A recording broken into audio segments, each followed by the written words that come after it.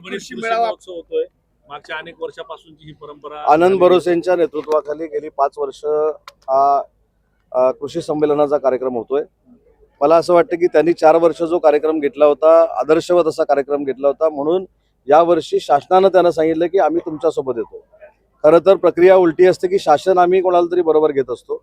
इतकं चांगलं प्रदर्शन कृषी संमेलन आनंदजींच्या माध्यमातून या परिसरामध्ये होतंय आणि संस्था नुसती स्वतःसाठी चालवायची नसते, तर त्याचा विनियोग हा शेतकऱ्यांना देखील झाला पाहिजे, सर्वसामान्य जनतेला झाला पाहिजे. या भूमिकेतनं आनंदजींनी घेतलेलं हे शेतकरी कृषी संमेलन हे फार मोठं आहे. आमच्या दृष्टीनं देखील त्याचा आदर आहे. सर, परभणीतल्या उद्योगाच्या संदर्भामध्ये आपल्याकडे एक निवेदन देण्यात आलेलं आहे. परभणीतली एमआयडीसी इथं नामशेष झाली, नवीन एमआयडीसी प्रस्तावित आहे. तर एक मोठी आनंदजींनी आणि राजेश विटेकर साहेबांनी मला निवेदन दिलेलं आहे. मी त्यांना शब्द दिलाय की येत्या 15 दिवसामध्ये मंत्रिमंडळाच्या बैठकीच्या दिवशी किंवा त्याच्या दुसऱ्या दिवशी त्यांना जसं शक्य असेल तसं सगळ्या लोकप्रतिनिधींबरोबर परभणीच्या एमआयडीसी बाबत पालकमंत्री महोदयांना बरोबर घेऊन बैठकीचं आयोजन केलं जाईल आणि सकारात्मक एमआयडीसीच्या बाबतीत निर्णय घेतले जातात. मोठ्या प्रकल्पांवर आता येणाऱ्या दिवसामध्ये उपमुख्यमंत्री शिंदे साहेब यांची नजर असणार आहे अशी माहिती कळते. मुख्यमंत्र्यांपासून जे निघालेलं फाईल काय तथ्य आहे? पहिली गोष्ट अशी आहे की जशी मुख्यमंत्र्यांची वॉर रूम आहे, जशी उपमुख्यमंत्र्यांची वॉर रूम आहे, तशी हे कोऑर्डिनेशन रूम आहे. त्याच्यामध्ये हे कॉम्पिटिशन नाही. तिन्ही नेत्यांनी जर मनावर घेऊन ह्या सगळ्या तिन्ही प्रक्रियेमधनं योग्य तो समन्वय साधला तर लवकर आपली कामं होतील. त्याच्यामुळे कोऑर्डिनेशन रूम केली, याच्यामध्ये काय वावगं वाटून घेण्याचं काही कारण नाही. टंगड्या घालण्याचं काम सुरू आहे महायुतीमध्ये असं संजय राऊत यांनी विधान केलंय. तर उपमुख्यमंत्री शिंदेनी मला शहाणपण शिकून असं देखील ते म्हटले संजय राऊत. मी अनेक वेळा सांगितले साहेब की त्यांच्या पत्रकार परिषदेला सारखं उत्तर देऊन आहे त्याच्यापेक्षा कोणाला मोठं करण्यामध्ये अर्थ आहे असं मला वाटत नाही. त्यांची भूमिका ही शिवसेनेची युबीटीची भूमिका आहे. आमची भूमिका शिवसेनेची लोकांच्या विकासाची भूमिका आहे. म्हणून माननीय एकनाथ शिंदे साहेबांचा दौरा उद्या रत्नागिरीमध्ये असताना देखील त्यांनी मला सांगितलं की माझ्या दौऱ्यापेक्षा हे कृषी प्रदर्शन महत्त्वाचं आहे, तू तिथं जा. ही काम करण्याची पद्धत आहे आणि म्हणून मला असं वाटतं कोण काय बोलतं याच्यापेक्षा 230 आमदारांपेक्षा जास्त मॅन्डेट देऊन आम्हाला ज्यावेळी महाराष्ट्राच्या जनतेनं सत्तेवर बसवलं, त्याच्यामुळे या सगळ्या प्रश्नाची उत्तरं ऑलरेडी त्यांना मिळालेली आहेत. लाडकी बहीण योजना चंद्रसूर्य कार्य आहे असेपर्यंत बंद होणार नाही असं म्हटलं. सुप्रीम कोर्टानं मध्यंतरी काहीतरी फुकटच्या योजना बंद करा असं सुप्रीम कोर्टाने जे काय म्हटलंय त्याचा नक्की आपण अभ्यास करू. परंतु ही जी योजना आहे, जी काय महिलांमध्ये गैरसमज पसरवले जात आहेत की ही योजना बंद होणार आहे, तर ती योजना बंद होणार नाही हा विश्वास देण्यासाठी मी वक्तव्य केलं. तरी महायुतीमध्ये एकनाथ शिंदे बाजूला पडतायत असं वाटतंय का? कारण मागच्या सातत्यानं काही जर बघितल्या बैठकांमध्ये शिंदे साहेब नसतात, भाजपकडून तसं काही आहे का की बाजूला सावल्या जाते? एकाच बैठकीला माननीय एकनाथ शिंदे साहेब नव्हते. त्याचं क्लॅरिफिकेशन स्वतः मुख्यमंत्री मोदयांनी दिलेलं आहे. मला त्या खोलामध्ये जायचं नाही आणि मागच्या कॅबिनेटला स्वतः एकनाथ शिंदे साहेब होते. त्याच्यामुळे मिटिंगला जायचं नाही किंवा कोण बोलवत नाही अशातला भाग नाही. सर, ऑपरेशन टायगर बाबत तुम्ही विधान केलं होतं, मात्र असं पाहण्यात आलं की फार मोठे मासे काही गळाला लागले नाही शिवसेनेला. मोठे मासे म्हणजे कसं, आता कोण लावायचं? खासदार आमदार असे कोणी एक लक्षात घ्या, लागलं नाही तुमच्या.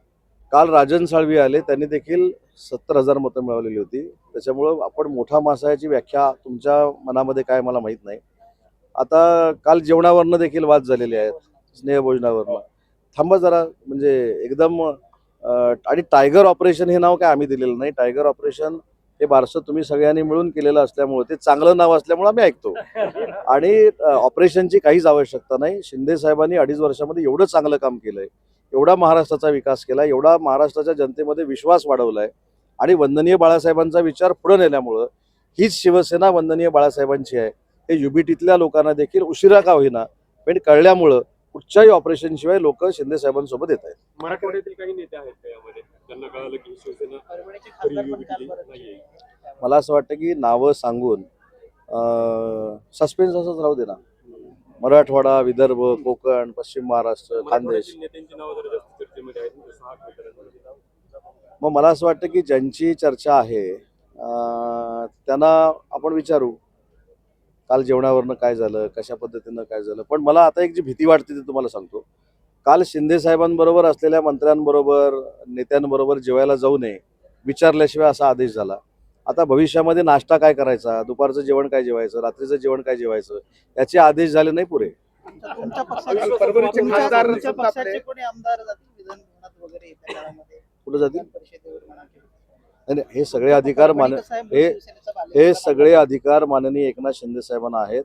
विधान परिषद कोणाला द्यायची, महामंडळ कोणाला द्यायचं, युती कोणाबरोबर करायची, हे सगळे अधिकार एकनाथ शिंदे साहेबांना आहेत.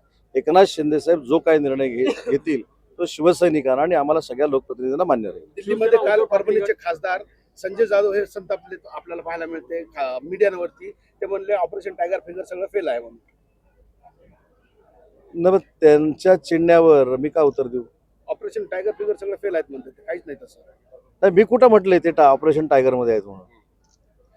आम्ही कोणी जर म्हटलं असेल की बाबा ते खासदार आमच्या ऑपरेशन टायगरमध्ये आहे, तुम्ही जे नाव दिलंय त्या, तर त्यांनी चिडणं योग्य आहे. आम्ही म्हटलंच नाही तर उगाच कशाला चिडायचं. आता ते फक्त प्रतापराव जाधवांकडे जेवायला गेले होते हे मला माहिती आहे. येतील काही खासदार, उबाटाचे काही खासदार आमदार येतील भविष्यात? नाही, आता मला काही त्याच्याबद्दल माहिती नाही आहे, पण ह्याची उत्तर तुम्हाला किती हळूहळू जण राहतील मिळतील. तिकडे असं वाटतं? बघू आपण थोडे दिवस. तुम्ही पण वाट बघा, मी पण वाट बघतो. 288 टिप्पणी केली की नाश्ता करायला सुद्धा यांना विचारायचं का? काय वाटतं, उद्धव ठाकरे यांच्या पक्षामध्ये जे वरिष्ठ नेते त्यांना विश्वास राहिला नाही काय नाही, लोकांना? मला असं वाटतं की कुठच्या पक्षाचा हे सोडून द्या, परंतु जो निवडून येतो त्याला स्वायत्त अधिकार असतात, त्याला विकासासाठी मंत्र्याला भेटण्याचे अधिकार असतात. त्यांच्या या अधिकारावर सुद्धा गदा आणणं, त्यांनी कुठं जेवायला जायचं हे देखील त्यांना आता व्हीप काढणं, आता व्हीप काढतील कदाचित, हा लोकशाहीवर घाला घातलेला आहे. आणि म्हणून असं मला वाटतं की त्यांच्या खासदारांना जर पटत असेल तर आमचं काहीच म्हणणं नाही, त्यांच्यावर आक्षेप घेण्याचं काही म्हणणं नाही. पण उद्या संवाद तुटेल. शेवटी पक्षाच्या पलीकडे जाऊन संबंध असतात, राजकारणात ते संबंध असतात. हे माननीय वंदनीय बाळासाहेबांनी आणि शरद पवार साहेबांनी हे दाखवलेलं आहे. आपापसामध्ये विरोधक जरी असले तरी देखील राजकारणाच्या पलीकडे जाऊन हे काहीतरी संबंध असतात, हे टिकवले पाहिजे. या मताचे आम्ही आहोत. त्यांच्या खासदारांना मान्य नाही. काल त्यांनी स्पष्ट नाराजी व्यक्त केली अशी माहिती मग कळते. खासदारांना दिल्लीमध्ये काल जर मान्य नसेल तर त्यांनी योग्य वेळी योग्य निर्णय घ्यावा. Thank you sir.